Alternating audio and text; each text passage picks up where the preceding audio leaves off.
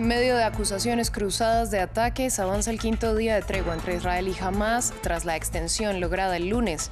Según Israel, varios soldados resultaron heridos, mientras que las brigadas Al-Qassam responsabilizaron a Israel por los hechos. En India, los equipos de rescate lograron evacuar a los 41 trabajadores que llevaban 17 días atrapados en un túnel en construcción en la localidad de Silkyara, en el norte del país. Los obreros quedaron bloqueados tras un derrumbe en una parte del túnel. La Corte Suprema de Panamá declaró inconstitucional el contrato con la minera canadiense First Quantum Minerals, que renovó la explotación del yacimiento de cobre más grande de Centroamérica. El contrato había sido impugnado y fue el motivo de más de un mes de protestas en el país. Conectamos con nuestro corresponsal. Buen día para todos, bienvenidos a esta emisión de Noticias en France 24. Soy Valentina Torres Sánchez. Damos inicio en Gaza, donde continúa el quinto día de tregua entre Israel y Hamás. Esto pese a que ambas partes han denunciado violaciones a la pausa humanitaria. El ejército de Israel indicó que algunos de sus soldados resultaron heridos por la detonación de artefactos explosivos en el norte de la franja y que militantes abrieron fuego contra las tropas. A su vez, las brigadas Al-Qassam, el brazo armado de Hamás, afirmaron que Israel violó la tregua por fricción en el terreno. En cuanto a lo que vamos a trabajar en las próximas 48 horas, por supuesto, nuestro principal objetivo y nuestra esperanza en este momento es llegar a una tregua sostenible que daría lugar a nuevas negociaciones y, finalmente, poner fin a esta situación de violencia y de esta guerra. Estamos trabajando con lo que tenemos y lo que tenemos ahora mismo es una disposición del acuerdo que nos permite ampliar los días, siempre que Hamás pueda garantizar la liberación de al menos 10 rehenes por su parte. Entre tanto, continúa la tensión en Cisjordania. Las fuerzas israelíes atacaron la ciudad de Tubas, en el norte de esos territorios.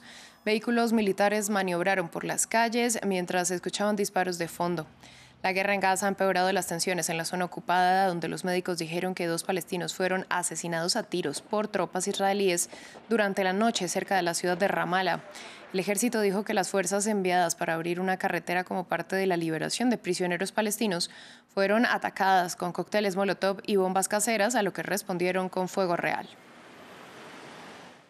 En otras noticias, en India, los equipos de rescate lograron evacuar a los 41 trabajadores que se encontraban atrapados desde hace 17 días en un túnel en construcción en el norte del país. Los hechos ocurrieron en la localidad de Silkyara, cuando los obreros quedaron bloqueados tras el derrumbe de un tramo del túnel, lo que los dejó a 60 metros de la entrada. En Bruselas se lleva a cabo el primero de 2 días de reunión de los ministros de Exteriores de la Organización del Tratado del Atlántico Norte. La agenda está centrada principalmente en el apoyo del bloque a Kiev en medio de su guerra con Moscú. Mientras tanto, en el terreno se acerca el invierno y la contraofensiva no ha cumplido con las expectativas. En ese contexto, Rusia se consolida en los territorios ocupados. Más detalles en el siguiente informe.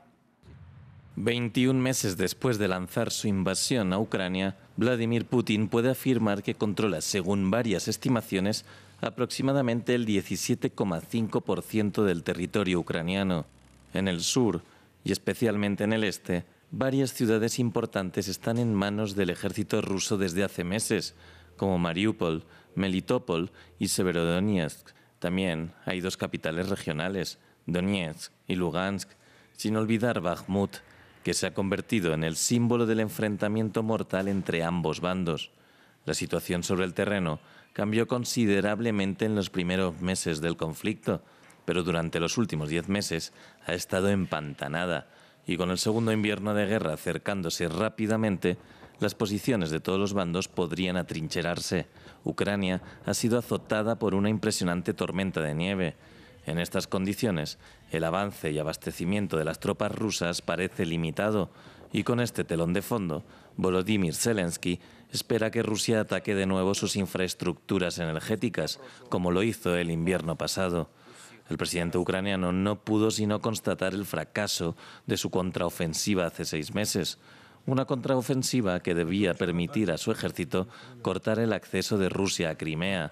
El escenario más probable ahora, una guerra de desgaste que podría durar muchos meses más, o incluso años.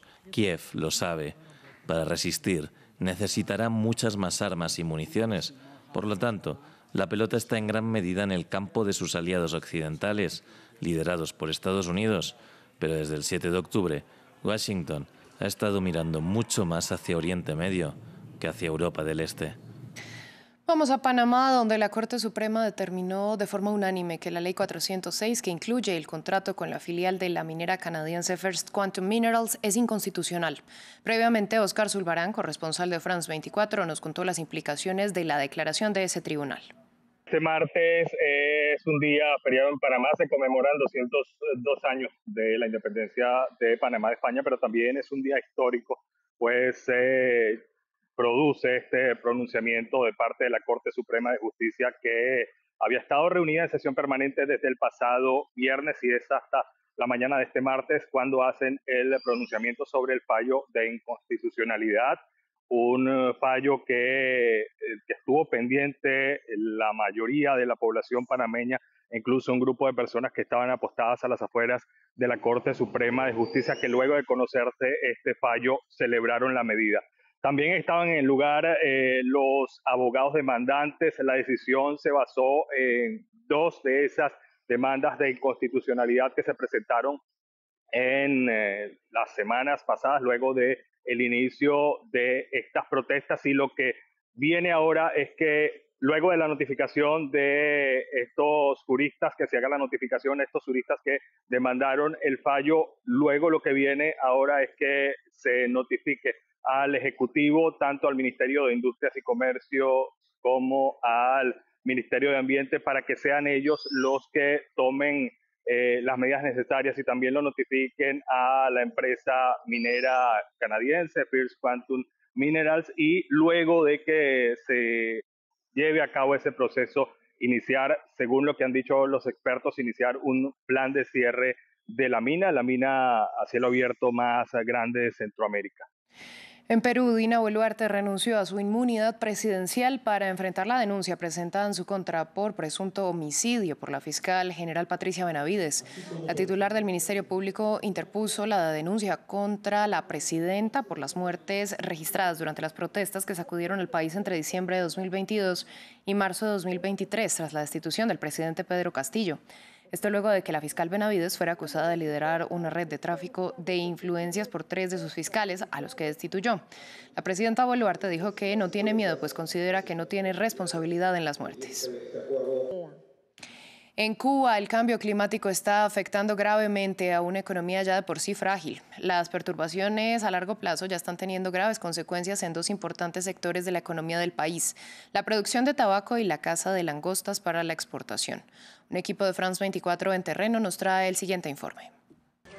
Un sector crucial de la economía cubana, el tabaco. Aquí en Tabacuba, 3.500 empleados cultivan las hojas con las que se envuelven los famosos puros cubanos. Pero con los huracanes cada vez más frecuentes e intensos, estos frágiles invernaderos son vulnerables. Nada más que vengan vientos de más de 60 kilómetros por hora, hay que coger y desmantelarlos completos porque ese recurso se pierde. Entonces tenemos que involucrar todas las brigadas que tenemos en la cooperativa especializada. Y después de la tormenta se pierde más tiempo en volver a montarlo todo. Eso trae consigo un símil de afectaciones porque ya te vas corriendo, te coges a abrir con tabaco en el campo, no son los mismos rendimientos, vienen las afectaciones, vienen la mayor cantidad de plagas, y eso trae consigo que no pudimos llegar al plan de las toneladas que teníamos previstas.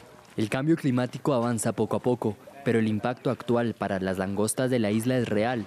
El 80% de las langostas se exporta, pero el aumento de la temperatura del mar está empujando a los crustáceos a aguas más profundas.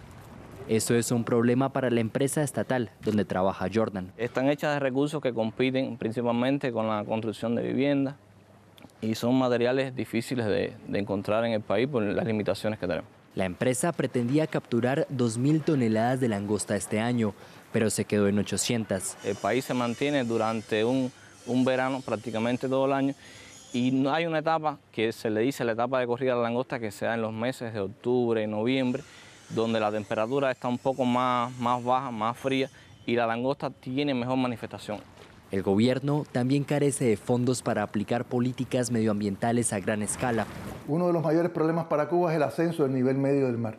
No se trata de las inundaciones porque haya un huracán, sino del ascenso permanente de ese nivel del mar, que está estimado en 29 centímetros como país. al año 2050. La subida del nivel del mar significa que se perderán cientos de kilómetros cuadrados de tierra y los niveles de sal aumentarán en las reservas de agua dulce, un peligro para el acceso de los isleños al agua potable. Fin del informativo, volvemos en breve.